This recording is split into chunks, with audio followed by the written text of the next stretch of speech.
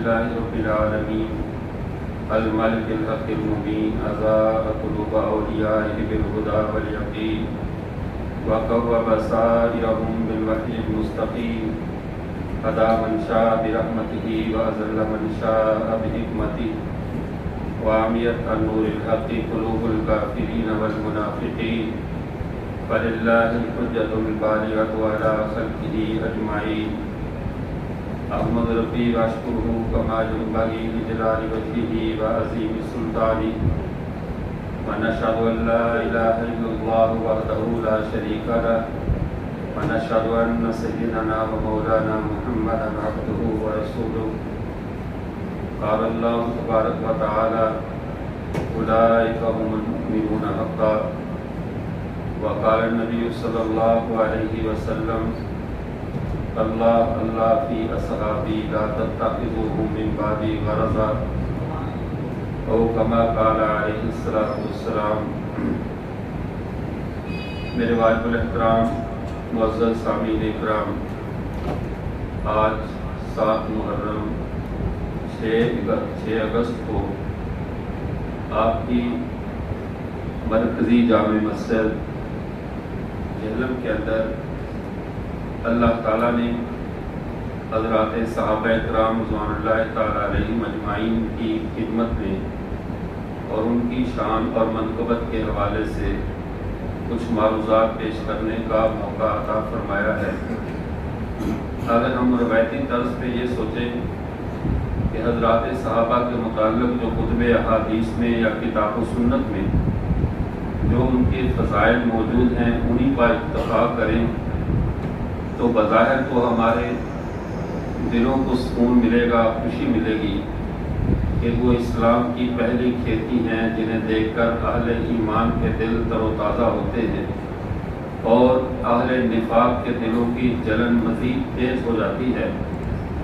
اب اس کا ہم تذکرہ ایسے کریں تو بظاہر ایمان کو تازگی تو ملے گی، لیکن اگر آج ہم حضرات صحابہ کرام رضوان اللہ تعالیٰ علیہ مجمعین کو اسلام کے اس عالمگیر نظام کی پہلی اینٹ کے طور پر، اسلام کے اس عالمگیر پیغام کی پہلی باضابطہ جماعت کے طور پر اگر ہم سمجھیں تو اس دور میں جو حضرات صحابہ کرام رضوان اللہ تعالیٰ علیہ مجمعین سے جو بدگمان طبقہ ہے، کچھ لوگوں کی بدگمانی تو وہ سابقہ موسی جراثیم کے باعث ہے جو ابھی تک وہ صحابہ کی فتوحات کو ہضم نہیں کر سکے اور وہ اپنے بغض کا اظہار کاہے کرتے رہتے ہیں، لیکن ان کی بات، ان کا پریشان ہونا سمجھ آتا ہے کہ ان کی 1000 سال سے آتش پرستی جو تھی، اس آتش کی، اس دہکتی ہوئی آگ، اس شرک اور کفر کی حضرات صحابہ کی برکت سے بجھ گئی تو صاف ظاہر ہے جو آگ کی تپش میں رہنے کے عادی ہوں انہیں جنت کی ٹھنڈی ہواؤں سے بیر نہیں ہوگا تو کیا ہوگا؟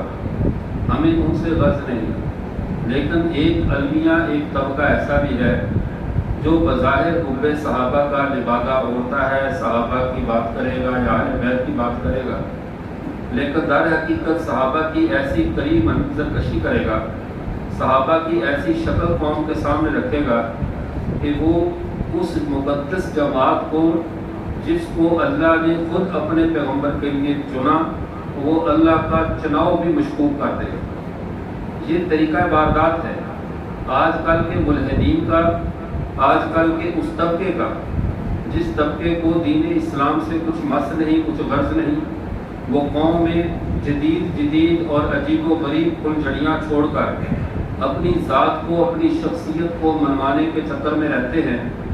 ایسے لوگ حضرات صحابہ کے بارے میں ڈھونڈ کر ایسی باتیں لاتے ہیں جس میں ان کی طبقاتی تقسیم کو اور ان کے آپس کے تنازعات کو، جن تنازعات اور جن مسائل پر اللہ نے ان کو معاف کر کے ان کو حضرات صحابہ کی اپنی رضا کا سرٹیفکیٹ دیا ہوا ہے، وہ اس سند کو بھی مشکوک کرنا چاہتے ہیں، وہ حضرات صحابہ کے اس طبقے کو بھی عوام الناس کی بحث کا موضوع بنانا چاہتے ہیں۔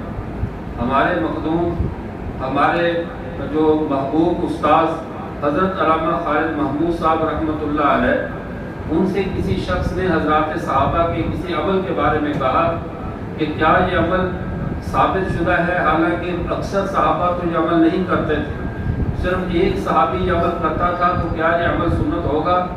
تو حضرت علامہ خالد محمود صاحب رحمۃ اللہ علیہ نے بہت پیارا جواب دیا، فرمایا صحابہ پوری کائنات میں ہمیشہ سنت کا موضوع ہے، صحابہ کبھی بھی بدعت و خرافات کا موضوع نہیں ہوا کرتے۔ یہ ایسی مقدس جماعت ہے، چاہے ایک صحابی کا بھی عمل ملے اس پر بدعت کا اطلاق نہیں ہو سکتا، اس پر گمراہی کا اطلاق نہیں ہو سکتا۔ ستارہ ستارہ ہوتا ہے، چاہے کسی کو ہدایت ملے یا کوئی اندھا ہدایت نہ لے سکے تو اس کی بدبختی ہے، ستارے کی روشنی کا تو اس میں کوئی قصور نہیں ہے۔ تو اس لیے صحابہ تو کبھی بدعت کے لیے موضوع بحث نہیں بنے، تو ہمارے آج کے خیالات اور افکار کے لیے صحابہ موضوع بحث کیوں؟ اب بات کو سمجھیے، یہ حضرات صحابہ کی جماعت کیسی تھی؟ جس طرح نبوت خالص اللہ کی طرف سے باقی چیز ہے، انسان کے کسب کا نبوت سے کوئی تعلق نہیں ہوتا۔ انسان جتنی محنت کر کے جتنا مرضی نیک بن جائے، وہ نیکی کرتے کرتے چاہے مسجود ملائک یا سجدوں فرشتوں کے ساتھ مل کر جو ہے وہ عبادات کرنے والا بھی کیوں نہ بن جائے، لیکن نبوت کا منصب اسی کو ملے گا جسے اللہ چاہیں گے۔ اللہ کے چناؤ سے نبوت ملتی ہے، بندوں کی سلیکشن سے نبوت نہیں ملا کرتی۔ کسی کی محنت کا جس طرح نبوت میں دخل نہیں ہے، اس طرح مقام صحابیت میں بھی کسی کی محنت کا کوئی دخل نہیں ہے۔ صحابہ کا منصب بھی یہ خالص اللہ کا چنا ہوا منصب ہے۔ اللہ نے جس طرح رسول اللہ صلی اللہ علیہ وسلم کو پوری نسل انسانی سے، پوری جو قافلہ انسانیت سے منصب خاتم النبیین کے لیے اللہ نے چنا تھا، ویسے ہی اللہ تعالیٰ نے نبی کی جماعت کو بھی خود اللہ نے چنا ہے۔ کون کون سے لوگ کس کس کام کے لیے کیسے کیسے مفید ہوں گے، یہ ساری جماعت اللہ نے خود چنی، اللہ کی چنیدہ جماعت، اللہ کی پسندیدہ جماعت، جن کو اسلام کی پہلی لیبارٹری میں بطور تجربہ گاہ کے لایا گیا، جن پر اسلام کے قانون کا، اسلام کے نظام کا پہلا باضابطہ تجربہ ہوا ہے۔ اس تجربے کے نتیجے میں جو جماعت بعد وجود میں آئی، اس جماعت کو جماعت صحابہ کہا جاتا ہے۔ تکبیر، جو تخت ختم نبوت زندہ باد، شان صحابہ زندہ باد، خلافت راشدہ حق جاریہ، خلافت راشدہ حق جاریہ۔ تو میں عرض یہ کر رہا تھا، جب اسلام کی پہلی جماعت صحابہ ہے، اب آپ بات کو جو سمجھ لیجئے کہ جب کائنات کے سارے نظام کائنات میں مختلف شکلوں میں موجود تھے، اب اسلام نے بھی بحیثیت نظام اپنا ایک وجود منوانا تھا۔ اسلام دنیا میں یہ بتلانے کے لیے نبی نہیں آتے کہ نمازیں یوں پڑھو، روزے یوں رکھو، عبادات یوں کرو۔ یہ عبادات، یہ روزے، یہ طریقہ عبادات تو پہلی قوموں میں بھی موجود تھا، لوگ اپنے اپنی طرز پہ عبادت کرتے تھے۔ اگر ان کے طریقہ ہے عبادت کو ہی تبدیل کرنا تھا تو اس کے لیے اسلام کو آخری دین اور مکمل ضابطۂ حیات بنانے کی ضرورت نہیں تھی۔ اللہ کے نبی صلی اللہ علیہ وسلم صرف ہمیں یتیموں اور غریبوں کے احکامات ہی بتلانے نہیں آئے تھے کہ ان کے حقوق ادا کرنے ہیں۔ اللہ تعالیٰ نے زمین پر جس طرح کا نظام چاہا تھا، زمین پر خلافت باری تعالیٰ کس طرح جاری ہوگی، اللہ کی خلافت زمین پر کس طرح قائم ہوگی، اس خلافت کے قائم کرنے کے لیے، اللہ کے اس نظام کو حاکمیت اعلیٰ دلانے کے لیے، اور اللہ کے اس نظام کو کائنات میں چلانے کے لیے، اور نسل انسانی کو بتانے کے لیے، اور فرشتوں پہ اس بات کو جھتلانے کے لیے کہ کس مقصد کے لیے میں نے انسان کو پیدا کیا تھا، اس مقصد کے لیے ضرورت تھی ایک نبی کو بھیجا جائے جس کو کامل دین دیا جائے، اور کامل دین دینے کے بعد اس کی جماعت بھی ایسی جماعت ہو جو اس کامل دین کا تحمل کر سکتی ہو۔ ایسا نہ ہو کہ دین تو انتہائی کامل ہو اور جماعت ان کو ایسی دے دی جائے کہ جس جماعت میں اتنی صلاحیت ہی نہ ہو، جو اغراض کی اغراض کی پربودہ ہو، اپنے مقاصد کے لیے باہم لڑنے والے ہوں۔ اگر ایسی جماعت کو اللہ نے بنا کر ان کو اپنی تکمیل دین کا جو ان کو انعام دینا ہوتا، اگر زمین پر اپنی خلافت قائم کرنے کے لیے اللہ نے ایسے لوگوں کا انتخاب کرنا ہوتا، جیسے لوگ میرے اور آپ کے سامنے آج کل کے بعض وہ لوگ جو کہ ادھورے مطالعے کے ساتھ پوری تنقید صحابہ پہ کرتے ہیں، جو اپنی کام عقلی کے ساتھ عقل کائنات کے عاقل ترین لوگوں کی عقل کو للکارتے ہیں، ایسے لوگ صحابہ کی جو ہمارے سامنے تصویر پھیل پھینکتے ہیں. یہ تصویر ایسی تصویر ہے جو نہ تو اللہ کے نظام فطرت کے ساتھ میچ کرتی ہے، نہ اللہ کے نظام خلافت کے ساتھ میچ کرتی ہے، نہ ایسی تصویر جو صحابہ کی ہمارے سامنے موجودہ مورخین نے یا موجودہ ان لوگوں نے جن کا نہ تاریخ سے تعلق ہے نہ شریعت سے تعلق ہے، جس طرح کا نقشہ اس جماعت کا ان لوگوں نے ہمارے سامنے کھینچا ہے، اس نقشے کی روح سے تو یوں کہہ لیجئے پھر اسلام ابھی دنیا میں آیا ہی نہیں ہے. جس اسلام کے لیے شروع میں ایسی جماعت بھی نہ مل سکی کہ جس جماعت پہ خود اللہ فرشتوں کے سامنے فخر کر سکے، جس جماعت پہ رسول اللہ امتوں پہ فخر کر سکے، انسانوں پہ فخر کر سکے. اگر اللہ کا فخر پورا ہوا ہے، اللہ کا نظام پورا ہوا ہے، تو پھر وہ جماعت ماض وجود میں آ چکی ہے. اس جماعت پہ بعد والے انگلی نہیں اٹھا سکتے. وہ جماعت آئیڈیل جماعت ہے، وہ جماعت ایک سانچہ جماعت ہے. اسی لیے حضرات صحابہ کرام رضوان اللہ تعالی علیہم اجمعین کے بارے میں اللہ کے نبی نے یہ نہیں کہا کہ اپنی عقل سے سوچ سمجھ سے فیصلے کرنا، چونکہ جہاں پر تمہیں اجتہاد کی ضرورت ہو، جہاں پر تمہیں جو ہے وہ غور و فکر کی ضرورت ہو، وہاں شریعت غور و فکر کے راستے کھولتی ہے، شریعت قضا کے راستے کھولتی ہے، شریعت جرح اور تنقید کا راستہ دیتی ہے کہ ذرا اچھی طرح پرکھ لو، اچھی طرح دیکھ لو، جو اچھا ملے لے لو، جو برا ملے چھوڑ دو. لیکن جب بات صحابہ کی آئی ہے، شریعت نے جرح کا دروازہ بند کر دیا، رسول اللہ نے تنقید کے راستوں کو روک دیا اور روک کر امت کو کیا کہا؟ اللہ اللہ فی صحابی لا تتخذوهم من بعدی غرضا. اس جماعت کے بارے میں اپنی علم و تحقیق کو بند کر دینا. اس جماعت پر جب بات آئے اپنی عقل کے گھوڑے دوڑانے چھوڑ دینا، اپنے جو تمہاری ہمارا عقل کے گدھے چرنے کے لیے نکلے ہوئے ہیں انہیں باندھ دینا. اس لیے کہ یہ ایسی جماعت ہے، ایسی تربیت یافتہ جماعت ہے، اس پہ انگلی اٹھے گی تو وہ انگلی ان پہ نہیں رہے گی، وہ تنقید ان کے استاد محمد عربی پہ ہوگی. اس لیے اپنی تنقید کو روک دینا. یہ جماعت ایسی جماعت ہے جو سانچہ ہے، جو پوری کائنات کے لیے معیار حق ہے، مدار نجات ہے. ان کو دیکھ کر تو نسلوں نے ہدایت پانی ہے، ان کو دیکھ کر تو قوموں کو راہ ملنی ہے. اگر تم نے انہی کو حد سے تنقید بنا دیا تو اللہ تک پہنچنے کی ساری راہیں گم ہو جائے گی. اگر اللہ تک پہنچنے کی راہوں کو باقی دیکھنا چاہتے ہو، اللہ تک پہنچنے کی ساری راہوں کو چمکتا دیکھنا چاہتے ہو تو ان چمکتے ہوئے ستاروں پہ کبھی تنقید مت کرنا.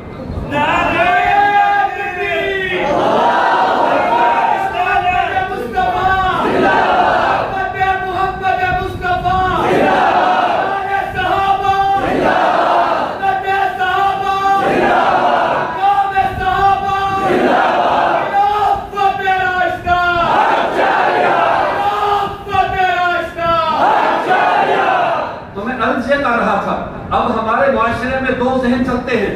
ایک ذہن پوری قوت سے قوم میں لانچ کیا جاتا ہے، کسی کو سیاست کے ذریعے اور کسی ذہن کو بعض مذہبی سکاروں کے ذریعے. وہ ذہن کیا ہے کہ جو بات کتابوں میں لکھی ہے تم علمی کتابی بنو اور کتابوں سے اٹھاؤ اور اپنی عقل کے ساتھ پرکھ لو. لیکن ایک جماعت ایسی ہے جس کو اللہ نے ذہنی غلامی کے لیے پیدا کیا تھا. جو بات اب ہمارے لیے ذہنی غلامی کسی کی جائز نہیں، لیکن وہ جماعت ایسی جماعت تھی. حضرت قاری محمد طیب صاحب رحمت اللہ علیہ دارالعلوم دیوبند کے 40 سالہ محتمل فرماتے ہیں اگر حضرات صحابہ کی جماعت کو دیکھا جائے یہ وہ جماعت ہے جو ذہنی غلامی کہیے، جہاد درجے کی اطاعت کہیے کہ جنہوں نے پیغمبر کی اس طرح اطاعت کی ہے کہ جس کو اگر عام عقل مند لوگ اپنے طور پہ اپنی عقل و شعور کے ساتھ سوچے تو اس کو ذہنی غلامی سے تعبیر کریں گے. کیا یہ ذہنی غلامی کی انتہا نہیں ہے؟ رسول اللہ صلی اللہ علیہ وسلم اعلان فرما رہے ہیں کہ میدان جنگ کے لیے صحابہ اپنا اپنا مال پیش کرو، اور صحابہ کی دوڑیں اس بات پہ لگی ہیں یہ نہیں کہ پہلے میں دیکھوں کہ میرے گھر میں زائد کیا ہے وہ دوں، بلکہ ضرورت اس بات پہ دوڑ لگی ہوئی ہے کہ میرے گھر میں جو بھی ہے میں وہ دوں، گھر میں بچا کر کتنا رکھنا ہے. اور ایک ان میں ایسی ہستی ہے جس سے کبھی یہ سوال نہیں ہوتا کہ تو لے کر کتنا آیا ہے، بلکہ اس کے ایمان اور جذبہ اور اس کی غلامی کی انتہا، اس کی فرما برداری اور جانساریت کو دیکھ کر اس سے سوال تبدیل کر کے پوچھا جاتا ہے اے صدیق تو یہ نہ بتا لے کر کیا آیا ہے، تو صرف یہ بتا گھر میں کیا چھوڑ کر آیا ہے. اگر آج کے عقل مندوں کی دنیا میں پوچھا جائے، عقل مندوں کے حساب سے دیکھا جائے، شریعت اس کی اجازت نہیں دیتی کہ میدان جہاد میں، عقل اجازت نہیں دیتی کہ کسی بھی میدان میں اتنا کچھ لٹا دو کہ خود ملوم مدہورہ بن کر بیٹھ جاؤ تو خود خرچ کرنے کے قابل نہ رہو. لیکن صحابہ کی جماعت کو آج کے پیمانوں سے نہیں تولا جائے گا. صحابہ کو اللہ نے امت کا سانچہ بنانا تھا، امت کے لیے معیار حق بنانا تھا، اور جس کو سانچہ بن بننا ہو, جس کو قوم کے لیے معیار بننا ہو. معیار کی اپنی مرضی نہیں چلا کرتی, بنانے والے کی مرضی چلا کرتی ہے. اگر سانچہ خود کہے مجھے اتنا ہی ایسا بناؤ, اینٹیں بنانے والا سانچہ بگڑ جائے کہ مجھے اس سائز کا نہیں اس سائز کا بناؤ, ایک اینٹ بھی نہیں بن سکتی. سانچوں کی اپنی مرضی نہیں ہوا کرتی, یہ بنانے والے کی مرضی چلا کرتی ہے. یہی وجہ ہے حضرات صحابہ نسل انسانی کے لیے ہدایت کا وہ سانچہ ہے, ہدایت کا وہ معیار ہے, ہدایت کا وہ پیمانہ ہے جس میں کسی صحابی کی نہ کوئی مرضی کا دخل ہے, کسی صحابی کی نہ رائے کا دخل ہے. جو رب نے جیسے چاہا, رسول نے جیسے بنا دیا, صحابہ ویسے بن گئے اور قوم کے لیے ان کو معیار حق قرار دے دیا گیا. اب اس میں تبدیلی نہیں ہو سکتی. یہ ایسی جماعت ہے, اس سانچے کو بدلا نہیں جا سکتا. اب اس سانچے سے بننے والے لوگوں کو دیکھو. اب یہ سانچہ بنانے والا کون ہے؟ سانچہ دیا اللہ نے, چن کر افراد دیے, میٹیریل دیا اللہ تعالیٰ نے کہ یہ میرا دیا ہوا میٹیریل ہے, یہ جماعت میری چنی ہوئی ہے اور یہ چنے. اب آپ خود اندازہ لگاؤ, اگر ہدایت رسول اللہ صلی اللہ علیہ وسلم کے اپنے ہاتھ میں ہوتی تو اپنے ابو جہل کے لیے ہدایت کا خود فیصلہ کیوں نہ فرما دیتے؟ لیکن اللہ کے نبی اللہ سے دعا کرتے ہیں, اللہم اعز الاسلام بعمر بن الخطاب اور بعمر بن حشام, اے اللہ اسلام کو عزت دے دے یا عمر بن خطاب کے ذریعے یا عمر بن حشام کے ذریعے. یہ وہ میٹیریل ہے جو اللہ سے مانگا جا رہا ہے, تربیت رسول اللہ نے کرنی ہے, اس کو معیار رسول اللہ نے بنانا ہے. لیکن یہ میٹیریل عمر کا ایسا ہے کہ اللہ خود خدا سے مانگ رہے ہیں. اور علامہ خالد صاحب تو یہاں پہ بھی عجیب بات کہا کرتے تھے. وہ فرماتے تھے سارے صحابہ عرب معاشرے میں سارے کے سارے سرداروں والی سوچ رکھتے تھے. اللہ کے نبی نے اللہ سے ایک کارکن مانگا تھا, ایک کارکن مانگا تھا کہ میری جس جماعت میں عمر جیسا فرما بردار کارکن ہوگا اس جماعت کا نقشہ ہی اور ہوگا. اللہ کے نبی نے اللہ سے ایسا کارکن مانگا, پھر 22 لاکھ مربع میل پہ اس کارکن نے اللہ کے نظام کو چلا کے بتا دیا کہ جو خدا سے مانگے ہوئے کارکن ہوتے ہیں, دعاؤں میں لیے جاتے ہیں, وہ یوں دنیا پہ کام کر کے جایا کرتے ہیں. اب اگلی بات کو سمجھیے, اللہ کے نبی صلی اللہ علیہ وسلم کے ہاتھ میں سانچہ دیا جاتا ہے. سانچہ بنانے والی ذات اللہ کی, معیار شریعت کو, قرآن کو, شریعت کو اتارنے والی ذات خدا کی, اور میٹیریل فراہم کرنے والی ذات خدا کی, اور تربیت ذمہ دین کے ہے رسول اللہ صلی اللہ علیہ وسلم کی.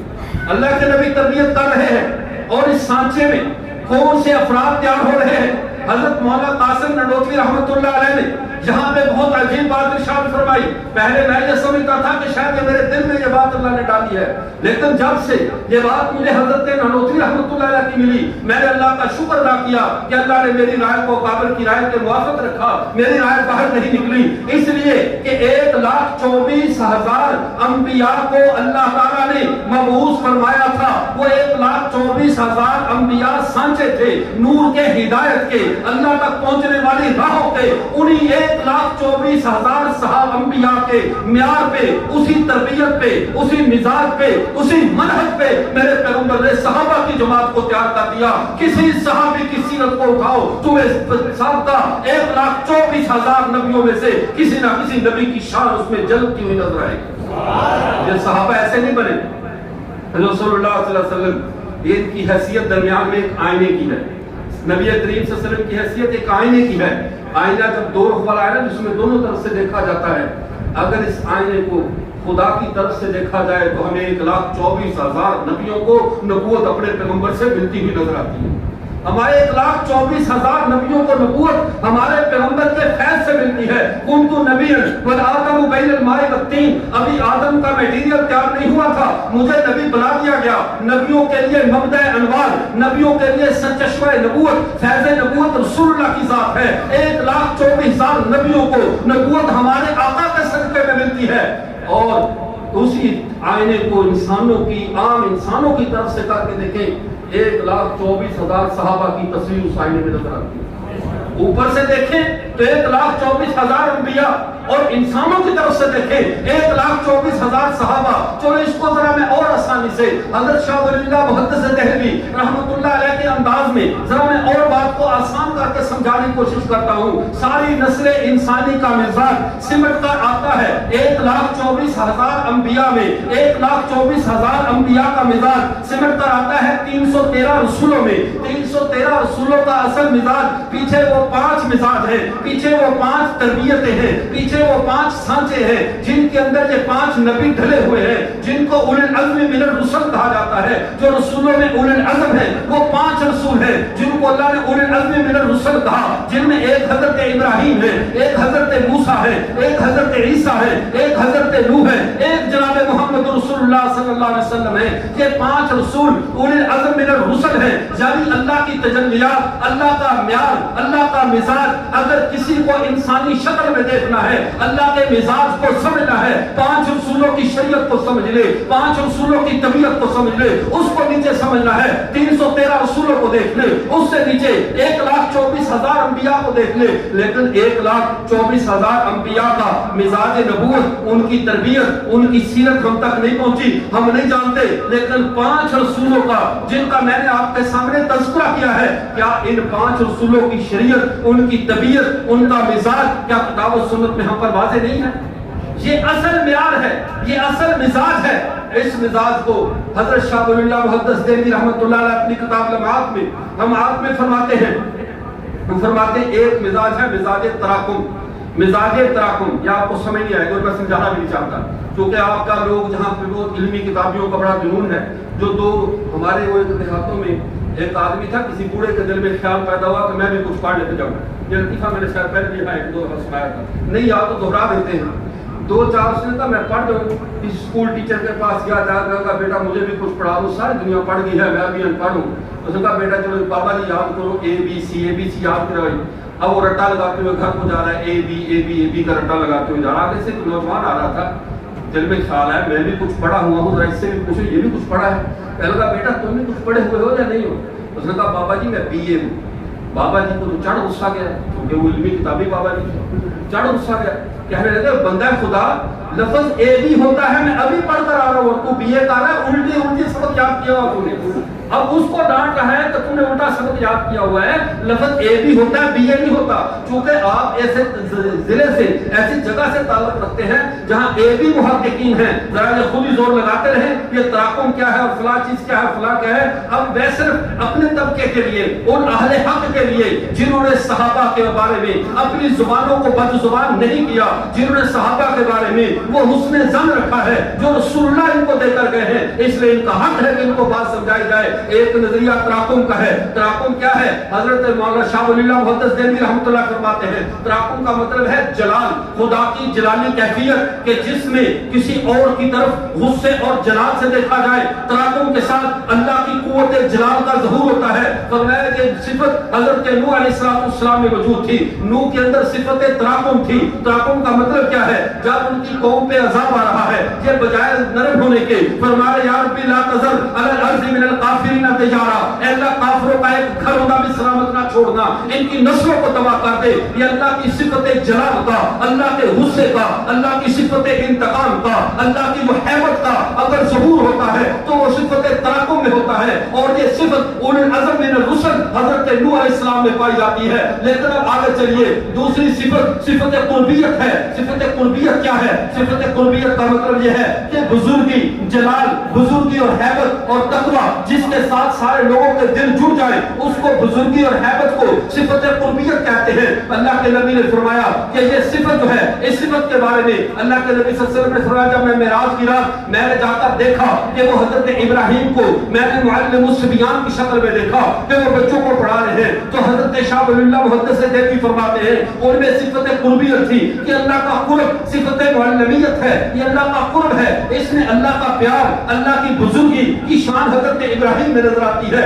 اور تیسری صفت فرمایا، تیسری صفت اسبوغ لہو ہے۔ اسبوغ لہو کیا ہے؟ فرمایا پورا ہونا، کسی چیز کا کامل ہونا، کسی کا شباب، کسی کی جوانی، کسی کی قوت اور اظہار، حسن کا کمال۔ اگر کسی نے خدا کے شباب کو دیکھنا ہے، اگر کسی نے خدا کی روحانی قوتوں کو دیکھنا ہے تو یہ صفت حضرت عیسیٰ علیہ السلام میں پائی جاتی ہے۔ یہی وجہ ہے قرب قیامت مادی قوتوں کے نمائندے دجال کے قتل کے لیے اللہ حضرت عیسیٰ کو نازل فرمائیں گے۔ حضرت عیسیٰ زمین پہ آ کر جو اللہ کی جو صفت ہے، صفت شباب، یہ اللہ کے شباب ہمارے والا نہیں، یہ اللہ کی قدرت کاملہ کا اظہار جس کو ہر اعتبار سے حسین و جمیل کہا جا سکے، یہ صفت اگر پائی جاتی ہے تو یہ حضرت عیسیٰ علیہ نبینا علیہ السلام میں پائی جاتی ہے۔ اور ایک صفت ہے جو کہ حضرت موسیٰ نبی علیہ السلام میں پائی جاتی ہے. اور وہ صفت کیا ہے؟ وہ صفت تکلیم ہے، اللہ سے ہم کلامی کی صفت، اللہ سے گفتگو کرنے کی صفت. اب ان صفات کو دیکھ لیجئے. اور پانچویں صفت یہ حضرت موسیٰ میں پائی گئی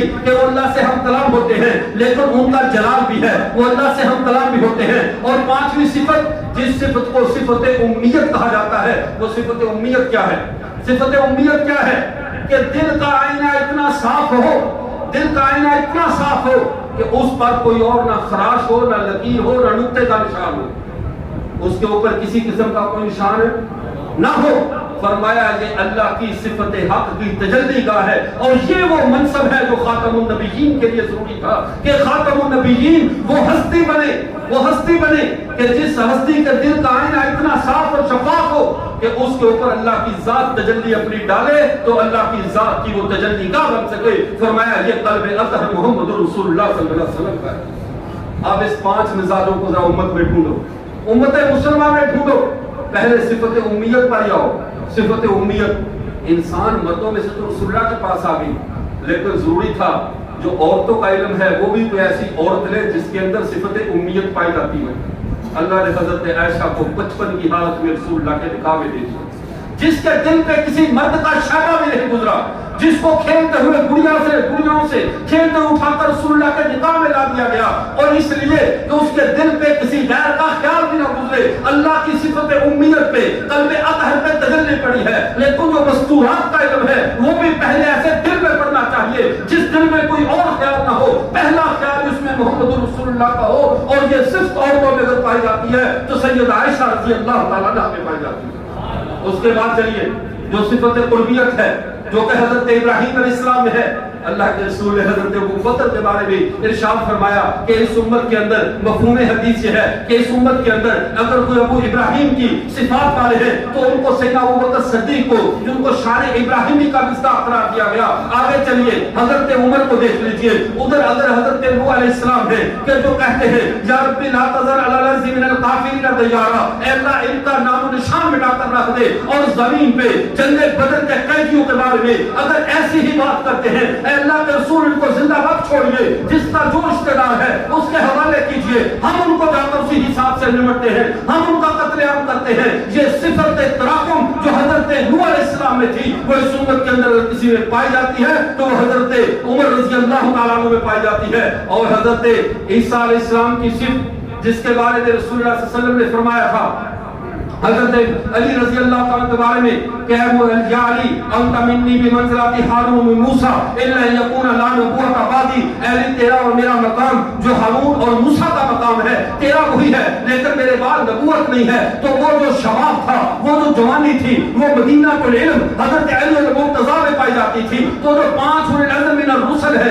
حضرت عثمان کو دیکھ لیجئے، حضرت عثمان اور حضرت موسیٰ کو دیکھیے. حضرت موسیٰ نبی علیہ السلام اللہ کی کے لیے اپنے خاندان کو، رشتہ داروں کو اللہ کی محبت میں چھوڑ کر آگے بڑھ جاتے ہیں، ساری کچھ قربان کر کے اللہ کے دربار میں کوہ طور پہ چلے جاتے ہیں. لیکن ادھر حضرت عثمان رضی اللہ عنہ کو دیکھیے، اپنا مال اللہ کے راستے میں قربان کر رہے ہیں، سارا کچھ اللہ کے راستے میں قربان کر رہے ہیں. اور ادھر حکومت کے بارے میں جب انہوں نے خارجیوں نے گھیرا ڈالا ہوا ہے، جان جانے کا اندیشہ ہے، لیکن رسول اللہ نے کہا تھا کہ عثمان کی شیخ دور میں قمیض اتارنے کا، خلافت کی قمیض اتارنے کا مطالبہ کیا جائے گا، لیکن تو نے یہ قمیض نہیں اتارنی. یہ وہ شخص ہے جو اللہ اور اللہ کے رسول کی محبت میں حضرت موسیٰ جس طرح قوم کو پیچھے چھوڑ گئے تھے، یہ اپنی جان مال ہر چیز کو چھوڑ گئے، لیکن اللہ کے رسول کی حدیث کو نہیں چھوڑا اور اپنی جان دے دی اور خلافت کی قمیض نہیں اتاری. تو یہ صفات جو انبیاء کی تھیں اس امت کے حضرات صحابہ کی ہیں. لیکن ایک شخص کی صفات ایسی ہیں جو صفات بہت سارے لوگوں کو ہضم نہیں ہوتی. اس کی وجہ کیا ہے؟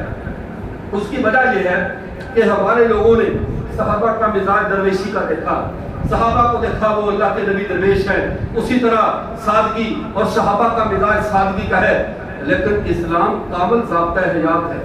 اس میں سادگی بھی ہے تو بادشاہت بھی ہے، اس میں فقیری بھی ہے تو امیری بھی ہے، ہر طرح کی شان موجود ہے، ہر طرح کی عزت و عظمت اور ہر طرح کا نظام موجود ہے۔ اس میں نہ تو صرف ٹھنڈک کی ٹھنڈک ہے، نہ صرف گرمی ہی گرمی ہے، یہ راہ اعتدال ہے۔ موسیٰ کی شریعت کی طرح یہ صرف راہ جلال بھی نہیں، سیدنا عیسیٰ کی طرح یہ راہ جمال بھی نہیں، یہ راہ اعتدال ہے جس میں شدت و نرمی اور اس میں سختی نرمی دونوں چیزیں برابر ملتی ہیں۔ تو جو کیسے ملے گی؟ دونوں چیزیں برابر۔ اب آئیے رسول اللہ صلی اللہ علیہ وسلم کی زندگی میں صحابہ کو دیکھ لیجئے، صحابہ فقیر منش ہیں، عرب کا ماحول ہے، اسی طرح کے لوگ ہیں، لیکن ایک ایسی ہستی بھی ہے جسے لوگ کہتے ہیں خلافت کے بعد اس نے بادشاہت کو شروع کر دیا، خلافت کے بعد اس نے بادشاہت کو شروع کر دیا، اس کے اوپر ملوکیت کا الزام لگا دیا اور ملوکیت کو اتنا بڑا جرم بنا کر پیش کیا گیا جیسے معاذ اللہ یہ اسلام کے متوازی کوئی اور دین ہے، اسلام کے متوازی کوئی اور ضابطہ حیات ہے اور طرز زندگی ہے۔ ایسا نہیں ہے۔ اللہ کے رسول صلی اللہ علیہ وسلم سوتے ہیں، حضرت ام حرام رضی اللہ تعالی عنہ یہ رسول اللہ صلی اللہ علیہ وسلم کی رضائی خالہ ہیں، ان کے پاس کھانا کھایا، کھانا کھا کر رسول اللہ صلی اللہ علیہ وسلم استراحت ہوتے ہیں، آرام فرماتے ہیں، آرام فرمایا، پھر آپ صلی اللہ علیہ وسلم کو گہری نیند تاری ہوئی، اچانک آپ صلی اللہ علیہ وسلم اٹھتے ہیں اور خوش ہو کر ہنس رہے ہیں، مسکرا رہے ہیں، چہرے سے ہنسی پھوٹ رہی ہے۔ حضرت ام حرام نے پوچھا ما اضحک یا رسول اللہ، اے اللہ کے رسول آپ کو کس چیز نے ہنسا دیا، کس چیز نے آپ کو خوش کیا؟ فرمایا ارز علیہ ناس من امتی یغزون هذا البحر کانهم ملوک علی السرا، میرے اوپر خواب میں میری امت کا ایسا طبقہ مجھے دکھایا گیا جو سمندروں کے اوپر ایسے تختوں پر بیٹھا ہے، ایسے تختوں پر بیٹھ کر جہاد کر رہے ہیں جیسا کہ بادشاہ تختوں پر بیٹھے ہوتے ہیں۔ شان امیر معاویہ زندہ باد، شان امیر معاویہ زندہ باد، خلافت راشدہ۔ تو میں عرض کر رہا تھا اللہ کے نبی نے فرمایا کانہم ملوک علی السرا، گویا کہ بادشاہ تختوں پہ بیٹھے ہوئے ہیں۔ اللہ کے نبی حضرت معاویہ کو بطور بادشاہ بیٹھا دیکھ کر اللہ کے نبی خوش ہو رہے ہیں، اور وہ لوگ جو نام نبی کا لیتے ہیں اور حضرت معاویہ کو بادشاہ دیکھ کر وہ پریشان ہو جاتے ہیں۔ اب اس کا مطلب ہے ان کو اللہ کے نبی کی خوشی پسند نہیں آئی، ان کو اللہ کے نبی کا خوش ہونا اچھا نہیں لگا۔ اگر ان کو اللہ کے نبی کا خوش ہونا اچھا لگتا تو یہ بھی خوش ہوتے، جیسے حضرت معاویہ پہ پوری امت خوش ہے، کاش یہ بھی خوش ہو جاتے۔ لیکن پھر الزامات کا وہ تومار شروع کر دیا گیا، بہانے ڈھونڈے گئے کہ حضرت معاویہ کے بارے میں تو یہ روایتیں ہیں، بہرحال ان پر بھی میں بات کرتا ہوں۔ تو جو میں بات سمجھانا چاہتا ہوں، یہ امت کا وہ بادشاہی نظام ہے، امت کا وہ حاکمانہ مزاج ہے، تاکہ سابقہ امتیں یہ روم اور کیسر و کسرا والے یہ نہ سمجھیں اسلام صرف درویشوں کا مذہب ہے، اسلام صرف فقیروں پیروں فقیروں کا مذہب ہے، اس میں تو کوئی شان حاکمیت نہیں ہے، اس میں تو کوئی شان سلطنت نہیں ہے۔ اور آپ بھی جانتے ہیں حضرت معاویہ ملک شام کے گورنر تھے، ملک شام کے گورنر تھے، اور شام کن کی سرحد پہ تھا؟ رومی عیسائیوں کی سرحد کے مقابلے میں ملک شام میں سرحد کے اوپر، اور سرحدوں پہ کبھی بھی کمزور فوجی تعینات نہیں کیے جاتے۔ کبھی آپ نے دیکھا باغا بارڈر پریڈ میں فوجیوں ملک کے اندر مردم شماری کے لیے آئے ہوئے فوجی کمزور بھی ہو سکتا ہے، دبلا پتلا ہیپاٹائٹس کا مریض بھی ہو سکتا ہے، لیکن جس نے باغا بارڈر پہ پریڈ کرنی ہے وہ 6-7 فٹ کا قد کاٹ ہوگا، زمین کے اوپر چلے گا جیسے زمین کا سینہ پھاڑ دے گا، کیونکہ اس نے دشمن پہ روک ڈالنا ہے۔ اس لیے دارالخلافہ میں درویش صحابہ ہو کوئی مسئلہ نہیں تھا، لیکن ملک شام کی سرحد پہ معاویہ جیسا جرنیل چاہیے تھا، ملک شام کی سرحد پہ سیدنا معاویہ جیسا جرنیل ہی چاہیے تھا۔ اس لیے تمام جب سے حضرت معاویہ اسلام لائے ان کے بعد ان کے دور خلافت میں حضرت عثمان رضی اللہ تعالیٰ عنہ، حضرت عمر رضی اللہ تعالیٰ عنہ، سب کے دور میں ملک شام کے وہ گورنر رہتے ہیں، وہاں پر ان کی ایک پورا سلطنت اور پورا دبدبہ ان کا قائم کیا ہوا ہے۔ کیوں؟ تاکہ اگر بارڈر پہ کوئی آدمی درویش بن کر بیٹھ جائے تو دشمن دارالخلافہ تک پہنچ جاتا ہے، دشمن کو دارالخلافہ سے پہنچنے تک روکنے کے لیے بارڈروں پہ ایسے ہی جرنیل اٹھائے جاتے ہیں۔ اگر تم بادشاہوں کا مداح کرتے ہو تو بارڈر کا چوکیدار اور محافظ جو شخص ہے وہ اس سے بھی بڑا حاکمیت کا مزاج رکھتا ہے۔ اور پھر اس سے بڑھ کر اگلی بات سمجھ لیجیے، جب حضرت معاویہ رضی اللہ تعالیٰ عنہ اصل میں ان کو متنازع بنایا کیوں گیا؟ کیوں کچھ لوگوں کو اپنا مذہب چلانے کے لیے کچھ بات تو چاہیے تھی، کچھ نہ کچھ تو ان کو چور دروازہ چاہیے تھا، صحابہ کے درمیان نفرت کو ہوا دیں، ان کے درمیان اعتراضات کا راستہ کھول دیں کہ ان نے یوں کیا وہ کیا، ان کی پرانی خاندانی رکاوٹوں کو، ان کی پرانی خاندانی رنجشوں کو، جن رنجشوں کو اللہ نے مٹا دیا تھا، جن رکاوٹوں کو اللہ نے مٹی ڈال دی تھی، جن کو رضی اللہ عنہ ورضوا عنہ کا سرٹیفکیٹ مل چکا تھا، اب ان پرانی رکاوٹوں کو ہوا دینا، ان پرانی رکاوٹوں کو پھر سے کھڑا کرنا، اس جاہلیت کی آواز کو پھر سے جو ہے اس پہ لبیک کہنا، کچھ لوگوں کی تو مجبوری تھی، لیکن کچھ لوگوں نے شوق کیا یہ گمراہی کا راستہ اختیار کر لیا، قوم کو اوپر اپنے علمی دھاک پٹھانے کے لیے کہ ہم کتاب و سنت کو زیادہ جانتے ہیں۔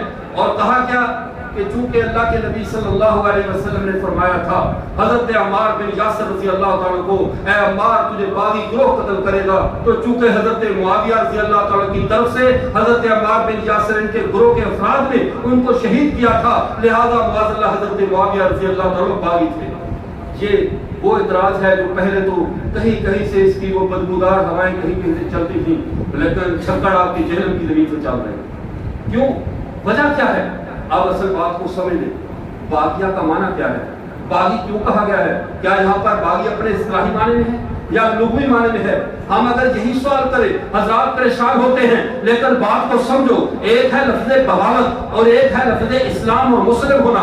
مسلم ہونا اور باغی ہونا یہ دو لفظ ضدیں ہیں، یہ دو لفظ آپس میں متضاد ہیں، یہ کبھی اکٹھے نہیں ہو سکتے کہ انسان باغی بھی ہو اور مسلم بھی ہو، ماننے والا بھی ہو اور باغی بھی ہو۔ اللہ کے رسول صلی اللہ علیہ وسلم نے حضرت عمار بن یاسر رضی اللہ تعالیٰ عنہ کو یہ کہا کہ تمہیں باغی گروہ قتل کرے گا۔ یہ باغی گروہ کون ہے اس کی وضاحت میں بعد میں کرتا ہوں، لیکن اگلا ایک جملہ اس میں کہتے ہیں حضرت عمار سے یہ کہا تھا عمار ان کو جنت کی طرف بلانے والا ہوگا اور وہ اسے جہنم کی طرف بلانے والے ہیں، لہٰذا جو حضرت معاویہ کا لشکر تھا معاذ اللہ ثم معاذ اللہ وہ لوگوں کو جہنم کی طرف بلانے والا تھا اور عمار بن یاسر جنت کی طرف بلانے والے تھے۔ یہ تقطیع حدیث کے ایک ٹکڑے کو کہیں سے اٹھانا، ایک ٹکڑے کو کہیں سے اٹھانا، اٹھا کر ملا کر مکس کر کے قوم کو دھوکہ دینا، یہ دجالوں کا کام ہوا کرتا ہے۔ حالانکہ اللہ کے رسول نے یہ عمار بن یاسر کو یہ بات اس وقت فرمائی تھی جب وہ مشرکین کی قید میں ظلم و ستم کو برداشت کر رہے تھے اور اس کو اسلام چھوڑنے کے لیے مجبور کر رہے تھے۔ روایات میں آتا ہے حضرت اللہ کے نبی وہاں سے گزرے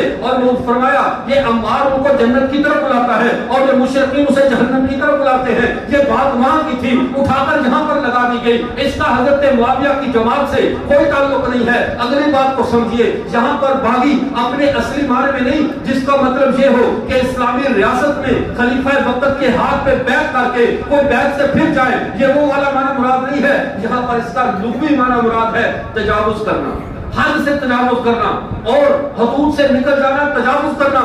اس کو بغاوت سے، اس شرعی بغاوت سے تعبیر نہیں کیا جا سکتا۔ علی رضی اللہ عنہ سے پوچھا گیا جنگ صفین کے معاملے میں، کہا گیا اللہ کے حضرت علی اے خلیفہ رسول جنگ صفین کے بارے میں بتلائیے آپ کی کیا رائے ہے؟ انہوں نے کہا ہم نے اپنے بھائیوں پر بغاوت کی، ہمارے بھائیوں نے ہم پر بغاوت کی۔ حضرت علی دونوں طبقوں کے لیے لفظ بغاوت استعمال فرما رہے ہیں۔ اگر حضرت علی دونوں طبقوں کے لیے لفظ بغاوت کا استعمال کر رہے ہیں، اس سے پتا چلا یہ بغاوت شرعی نہیں ہے، یہ لغوی بغاوت ہے کہ انہوں نے ہمارے ساتھ زیادتی کی، ہم سے ان کے ساتھ ہوئی۔ لیکن جہاں کچھ لوگ کہتے ہیں جنگ صفین والے بھی اٹھ کر آ جائیں قبروں سے اور حضرت معاویہ بھی آ جائے، فلاں بھی آ جائے، ہم تلواریں لے کر نکلیں گے۔ جہلم کے لوگ جیسے جانتے نہیں ہیں، ایک مفتی طارق مسعود صاحب کے آنے سے جو بندہ گھر سے نہیں نکلا وہ معاویہ کے آنے پہ تلوار لے کر نکلے۔ علماء حق، علماء دیوبند زندہ باد، علماء حق، علماء دیوبند زندہ باد، وقف سر بلند دیوبند، دیوبند، غیرت مند، جرأت مند دیوبند، دیوبند، خلافت راستہ تو میں عرض کر رہا تھا یہ ہمیں دھوکہ نہ دے۔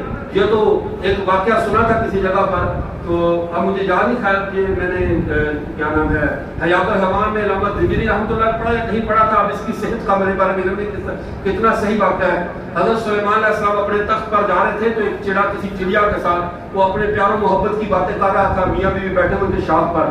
تو حضرت سلیمان علیہ السلام چونکہ پرندوں کی بولی سمجھتے تھے، وہ پرندہ اس کو چڑا اس کو چڑیا کو کہہ رہا تھا تو اگر کہے تو میں ایک پر مار کر سلیمان کا تخت ادھر ادھر نہ پھینک دوں، میرے اندر اتنی طاقت ہے، میں اتنا قوی اور جسا ہوں، ایک پر ماروں اور سلمان کا تخت کہیں سے کہیں چلا جائے۔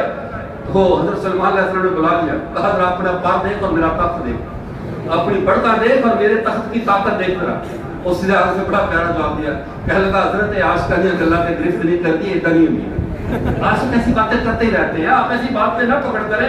جو مجذوب اور دیوانے ہوتے ہیں، عشق میں مارے ہوئے ہوتے ہیں، وہ ایسی باتیں کرتے رہتے ہیں. ایسے ہی وہ چڑے کی طرح کچھ لوگوں کو اپنے یوٹیوب کے سبسکرائبر بڑھانے ہوتے ہیں، ان کی ایسی باتیں ہوتی ہیں، ان کو دل پہ نہیں لیتے. اور چڑے کو اپنی بیگم کو راضی کرنا تھا، ان کو چینل پہ لوٹ کمانے تھے. انہوں نے ایسی بات کرتے یوٹیوبر اپنے چینل کے سبسکرائبر بڑھانے ہوتے ہیں، تو یہ ایسی باتیں کرتے رہتے ہیں. ایسے چڑوں سے پریشان نہیں ہوتے، یہ تخت سلیمانی کو ہلا نہیں سکتے. وہ معاویہ تخت میں بیٹھا ہے اور اس کے ساتھ بڑھنے کی باتیں کر رہے ہیں. عجیب حیرت کی بات ہے، جہلم کا ایک عام سا کوئی درویش انسان اٹھ کر کہہ دے کہ آؤ میرے سامنے آ کر گفتگو کر لو، تو حضرات کہتے ہیں جب تک 12واں امام وہاں سے نہیں نکلے گا میں یہاں سے نہیں نکلوں گا. کیسی شرطیں لگا کر بیٹھے. اور پھر معیار حق کے پیمانے بھی بدل دیے. صحابہ کو معیار حق نہیں مانا، صحابہ معیار حق نہیں. معیار حق کیا بن گیا ہے؟ جس کے میرے جتنے سبسکرائبر ہوں گے اتنے ہوں گے وہ معیار حق ہے، میرے ساتھ وہی بات کرے گا. یہ کہاں قرآن کی کسی آیت کا تذکرہ ہے، ترجمہ ہے، کسی حدیث کا ترجمہ ہے کہ جب تمہارے 10 لاکھ سبسکرائبر ہو جائیں پھر تم تک عثمانی سے نیچے کے کسی آدمی سے بات نہیں کرنی ہوگی. یہ جان چھڑانے کی نہ نومن ٹیل ہوگا، نہ رادہ گاچے کی، نہ کسی 10 لاکھ سبسکرائبر ہوں اتنے میں اور بڑھ جائیں گے، کسی سے بات نہیں کرنی پڑے گی. یہ ساری ہیرا پھیریاں ہم جانتے ہیں. تم حضرت معاویہ کا سامنے کو چھوڑو، ہم کراچی سے بھی آپ بندہ نہیں بلانا پڑے گا. یہی غریب سے آپ کے مولوی مصعب صاحب انہیں بلا لو، یا یہی جامعہ حنفیہ کے کسی طالب علم کو لے جاؤ، دودھ کا دودھ پانی کا پانی ہو جائے گا کہ کیا یہ بندہ اس قابل ہے حضرت معاویہ کے مقابلے میں تلوار لے کر نکلا ہے. ہاں یہاں پہ میں ایک اور جواب دینا چاہتا ہوں. اس شخص کو اس حوالے سے حضرت علی رضی اللہ تعالیٰ کے معاملے میں نہیں، سیدنا علی اور مرتضیٰ رضی اللہ تعالیٰ کے قدموں کی خاک ہماری آنکھوں کا سرما ہے. اگر حضرت علی رضی اللہ تعالیٰ ہمیں اختیار دیا جائے تو تم کس جماعت کے ساتھ اٹھنا پسند کرو گے؟ ہم مطلق حضرات صحابہ کی جماعت کے ساتھ اٹھنا پسند کریں گے، ان کے ساتھ جو ہے وہ جینا مرنا پسند کریں گے. ہم تقابل اس اعتبار سے نہیں کرتے علی اور معاویہ کے، لیکن اس اعتبار سے میں البدایہ والنہایہ کی وہ عبارت پیش کرتا ہوں. جب جنگ صفین میں حضرت معاویہ اور حضرت علی رضی اللہ تعالیٰ کی فوجیں باہم گتھم گتھا تھی، ایک سانحہ تھا، ہونا تھا سو ہو چکا، وہ گتھم گتھا تھی.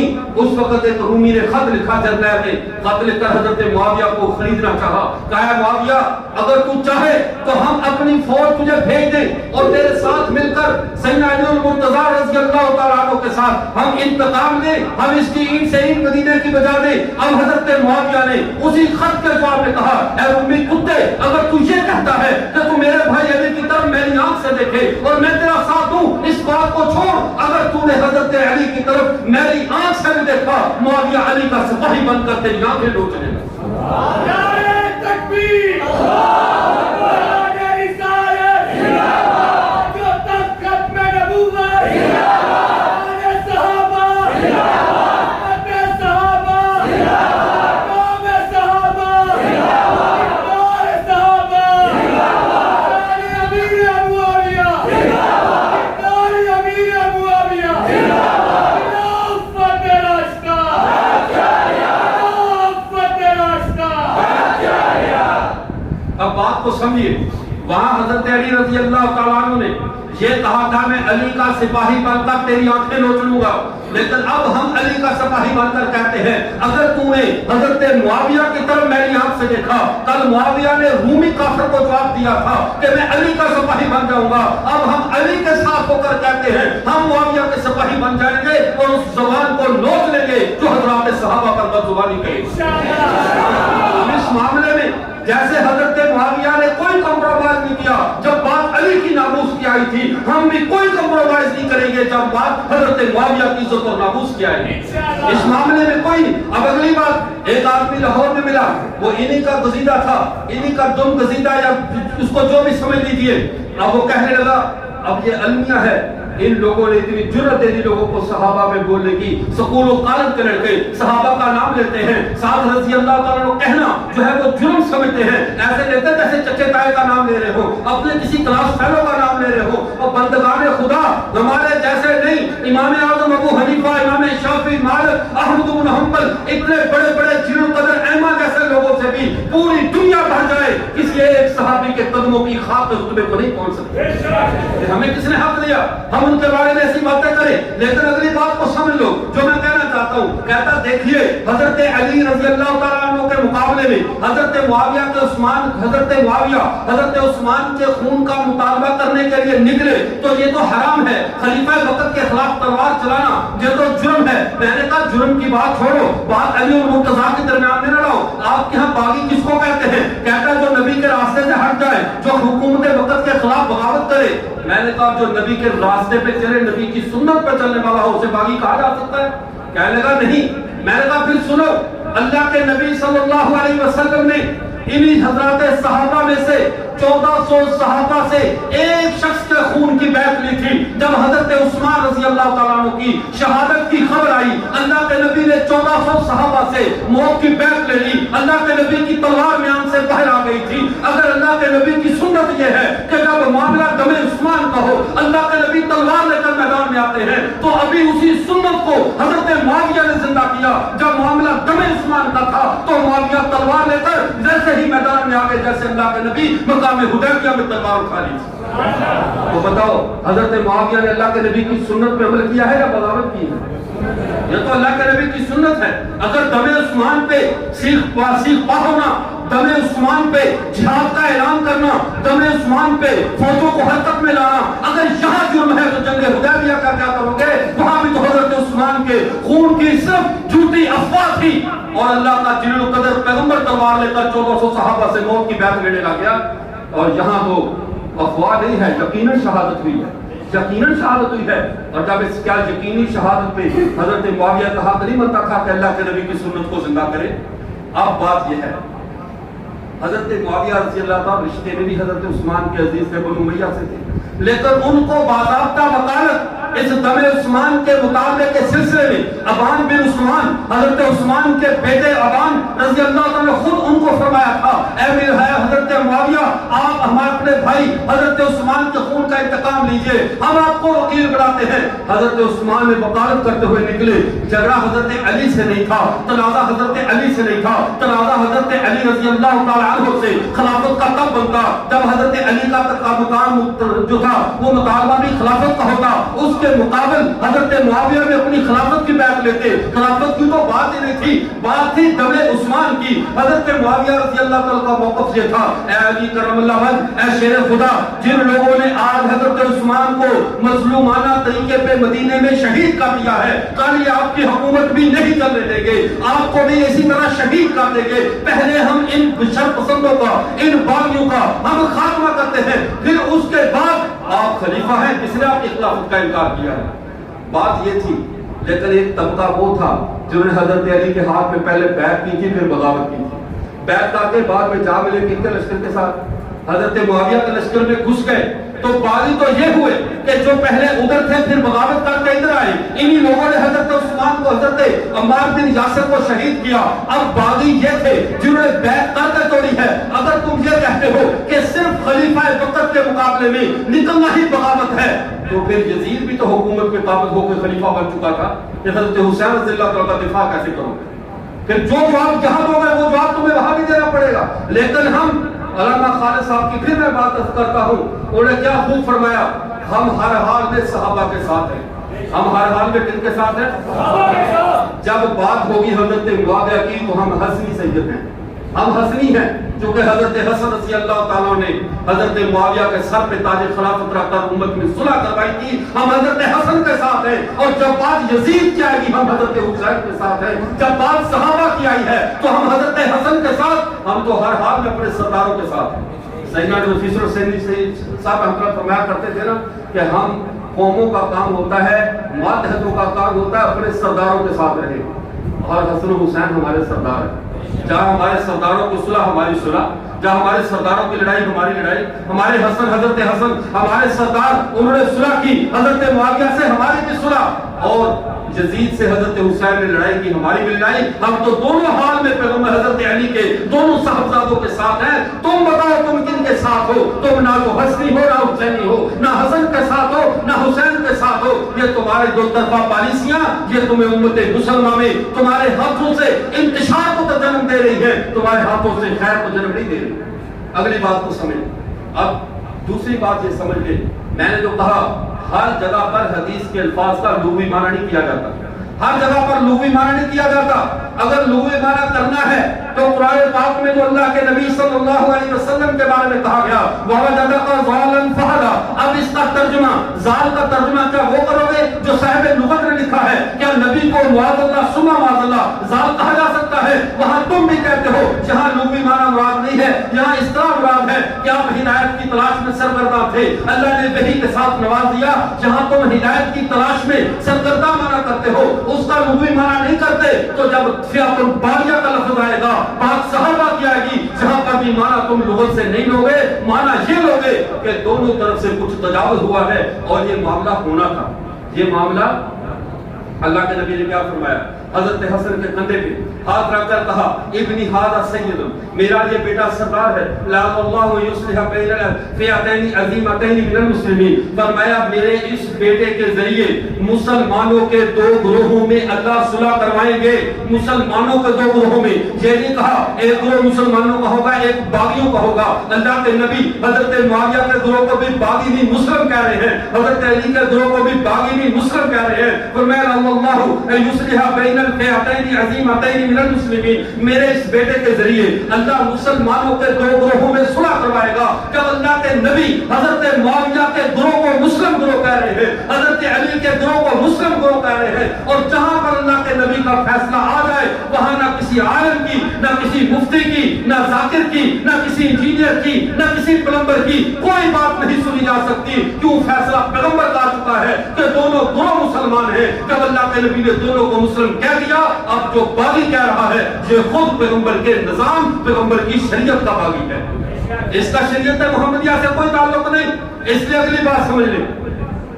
اب حضرت معاویہ رضی اللہ تعالیٰ عنہ سے بغض کی وجوہات جو ایک ہی نہیں ہے، کئی ایک وجوہات ہیں حضرت معاویہ رضی اللہ تعالیٰ سے لوگوں کے بغض کی. کبھی کوئی روایت اٹھا لی، کبھی کوئی اٹھا لی. کبھی کہا حضرت معاویہ رضی اللہ تعالیٰ تو منبر پہ کہا کرتے تھے تبرہ کرو، اور بات اٹھا کر لاتے ہیں مروان بن حکم کی. پہلی بات یہ سن لے، جب حضرت معاویہ نے کسی کو کہا ہی نہیں، کوئی اپنے طور پہ ان کے دور میں کرتا رہے تو حضرت معاویہ کا اس میں کیا جرم ہے؟ حضرت معاویہ کا کیا قصور ہے؟ حضرت معاویہ کے کھاتے میں بات کو مت ڈالو جب کسی بھی صحیح سند کے ساتھ یہ ثابت نہیں ہے کہ انہوں نے حضرت علی کے بارے میں کوئی ایسی بات کہی ہو، بلکہ سند سے تو یہ ثابت ہے جب حضرت علی رضی اللہ تعالیٰ عنہ کی وفات ہوئی تو حضرت معاویہ رضی اللہ تعالیٰ عنہ دھاڑے مار مار کر رونے لگے.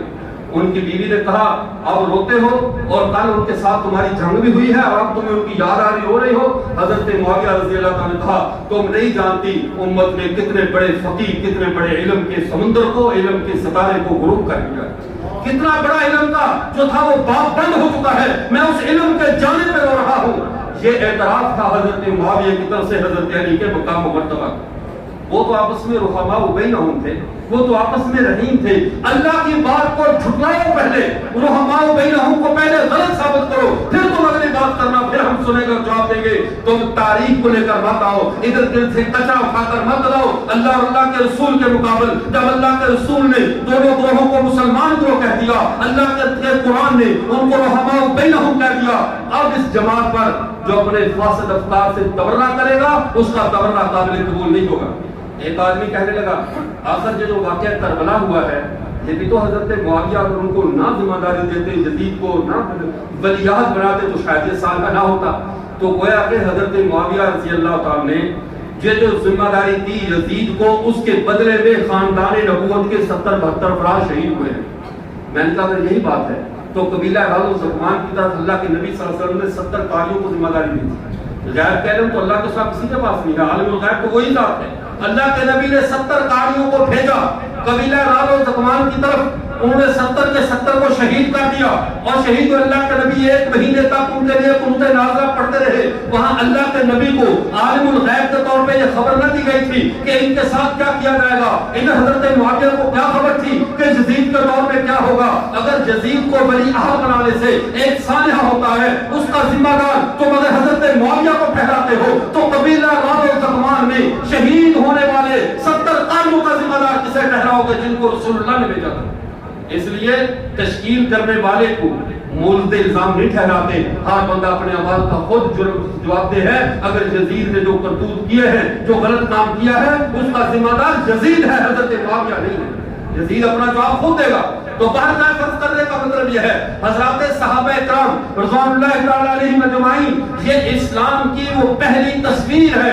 اگر یہ تصویر دھندلا جائے, صحابہ کو درمیان سے نکال دیا جائے, پورے اسلام میں پیچھے کون سا منظر باقی بچتا ہے جو ہم دنیا کو دکھا کر کہیں گے یہ اسلام ہے؟ اس لیے کسی صحابی کا, کسی کی عظمت کا, کسی کی شان اور فقاہت کا انکار کرنا, اس کے بارے میں ایسے خیالات کو لوگوں میں پروموٹ کرنا اور پھر اپنے بند کمروں اور غاروں اور حجروں میں اور کسی دور دراز تاریکیوں میں بیٹھ کر اجالوں کو شرمندہ کرنے کی کوشش کرنا, یہ تہا درجے کی نالائکی ہے. ہم اہل سنت والجماعت حضرات صحابہ کو معیار حق سمجھتے ہیں, اسلام کا سانچہ سمجھتے ہیں. ان کے بارے میں اللہ نے جو ان سے وعدے کیے ہیں ان وعدوں کو حق سمجھتے ہیں. وہ حضرت معاویہ سے لے کر حضرت علی تک, حضرت علی سے لے کر سیدنا ابوبکر صدیق تک, اللہ کے نبی کا ایک ایک صحابی ہمارے ایمان کا حصہ ہے. بالکل ایسے حصہ ہے جیسے پیغمبر کے خاندان کا ایک فرد ہمارے ایمان کا حصہ ہے. نہ ہم صحابہ سے اعلان برات کرتے ہیں نہ اہل بیت سے اعلان برات کرتے ہیں, دونوں طبقے ہمارے ہیں. لیکن وہ پرانے گھس بیٹھیے جو کبھی صحابہ کا, اہل بیت کا نام لے کر صحابہ پہ تبرہ کرتے ہیں, صحابہ کا نام لے کر اہل بیت سے تبرہ کرتے ہیں, اہل سنت والجماعت ایسے تمام تخریب کاروں سے بری ذمہ ہے. ہمارے ایسے کسی تخریب کار سے تعلق نہیں ہے جو صحابہ کی چھتری لے کر اہل بیت کو برا بناتے ہیں, یا اہل بیت کا لبادہ اڑ کر صحابہ پہ تنقید کرے. ہم دونوں سے محبت کرنا اپنے ایمان کا حصہ سمجھتے ہیں. یہ ہم سب کا ایمان ہے یا نہیں؟ اللہ تعالی ہم سب کو تایات حضرات صحابہ کرام رضوان اللہ تعالی علیہم اجمعین کے نقش قدم پر قائم رہنے کی توفیق عطا فرمائے. اور ایک بات اور سنتے چلے جائیے, ہمارے ہاں لوگوں میں ایک مزاج چلا ہوا ہے کہ بس بڑوں کی تنقید, بڑوں کو چھوڑ دیں اور بتاتے ہیں کہ تو کوئی چیز بھی نہیں ہے. رسول اللہ صلی اللہ علیہ وسلم کی حدیث مبارکہ سنا کر میں بات کو ختم کرتا ہوں. المدونۃ الجامعہ کی دوسری جلد میں المفتی تقی عثمانی صاحب حافظہ اللہ اس حدیث کو نقل کرتے ہیں. اللہ کے نبی صلی اللہ علیہ وسلم نے قرب قیامت کے فتنوں کی خبر دیتے ہوئے فرمایا تھا, قیامت کے قریب ایسے لوگ آئیں گے وہ لوگوں سے یہ کہیں گے رأینا افضل و اشرف من کل عالم و فقیہ, ہماری رائے, ہماری بات ہر عالم اور ہر فقیہ سے بہتر ہے. اللہ کے نبی نے فرمایا ان فتنوں کو, ان قرب قیامت کے ضال امراء گمراہ لوگوں کو پہچان لو. ان گمراہ لوگوں کی ایک علامت یہ ہوگی, وہ لوگوں سے یہ کہیں گے کہ رأینا, ہماری رائے, افضل و اشرف من کل عالم و فقیہ, جس کا پنجابی میں ترجمہ یوں کرو, لوگوں سے یہ کہیں گے یہ بابے شاعر کوئی. اب سمجھ میں آ گئی اس حدیث کا ترجمہ سمجھ میں آ گیا؟ راجنا افضل من کل عالم و فقیہ, ہماری رائے ہر عالم اور فقیہ سے افضل ہے. اس کا مطلب کیا ہے؟ یہ جتنے بھی عالم اور فقیہ ہیں یہ ہمارے مقابلے میں شاید کوئی نہیں, ہمارے مقابلے میں کوئی چیز نہیں ہے. اللہ کے نبی نے کسی فتنے کو اندھیرے میں نہیں چھوڑا, ہر بات کو واضح کر دیا ہے, کوئی بات مخفی نہیں ہے. اب بھی اگر کوئی جہالت کی تاریکیوں میں گرتا ہے تو پھر حق دے کر گرتا ہے, 100 بار گرے. لیکن ہم سب کے لیے, اپنے لیے بھی آپ کے لیے بھی ہدایت کے اللہ سے دعا کرتے ہیں, اللہ ہمیں صراط مستقیم پر گامزن رکھے. وآخر دعوانا الحمدللہ رب العالمین. بتلایا گیا تھا کہ بعض ساتھیوں